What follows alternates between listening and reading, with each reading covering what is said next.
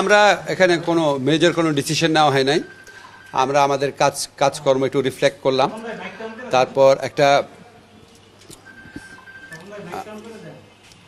তারপর আমাদের শপথ অনুষ্ঠান সম্পর্কে সবাইকে অবহিত করা হলো। আমরা আমাদের কিছু অভিজ্ঞতা শেয়ার করলাম আর কিছু সিদ্ধান্তর ইম্প্যাক্টটা আলোচনা করলাম। তেমন মেজর কিছু না, এটা সবাই একসাথে হয়ে শেষ বৈঠক করার মতোই।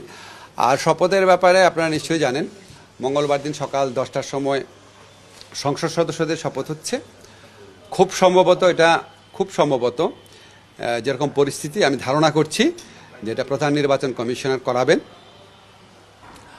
আর এর পরপরই বিএনপি থেকে আমাদের জানানো হয়েছে যে ওনারা ওইখানে বসেই ওই শপথের পরপরই ওনাদের সংসদীয় দলের যে প্রধান তাকে নির্বাচিত করবেন, হয়তো 11:30-12টার দিকে। আর বিকাল 4টায় সাউথ প্লাজাতে শপথ অনুষ্ঠান হবে মন্ত্রিসভার। সেটা আমি এখন পর্যন্ত যতটুকু জানি সেটা রাষ্ট্রপতি করার কথা উনি করবেন। সেটা কখন স্যার?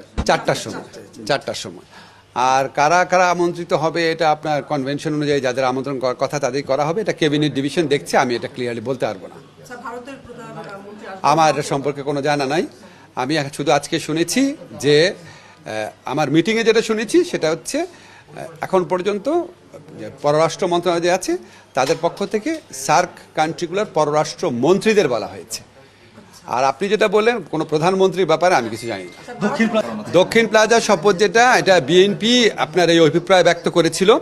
আমার ধারণা সেটা হচ্ছে যেহেতু আমাদের এই সংসদটা একটু ভিন্ন, আমরা জুলাইয়ে ছাত্র জনতার যে আত্মত্যাগ, এই গণ অভ্যুত্থান, অনেক আত্মত্যাগ, অনেক কষ্ট, অনেক বেদনা, অনেক আপনার প্রাণহানি বিনিময়ে আমরা এই সংসদটা পেয়েছি। এই সংসদটা অন্য সব সংসদের চেয়ে একটু ডিফারেন্ট।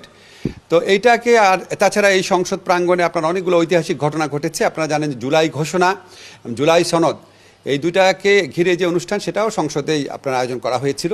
এই সংসদে সাউথ প্লাজাটা আমাদের কাছে আরও বিভিন্ন কারণে স্মরণীয়। আমাদের প্রয়াত নেত্রী বেগম খালেদা জিয়ার জানাজা হয়েছিল। এটার পাশে জায়গাতে আমাদের যে সবার প্রিয় শহীদ ওসমান হাদির জানাজা হয়েছিল। তো এটার একটা অনেক স্মৃতি জড়িত আছে এখানে।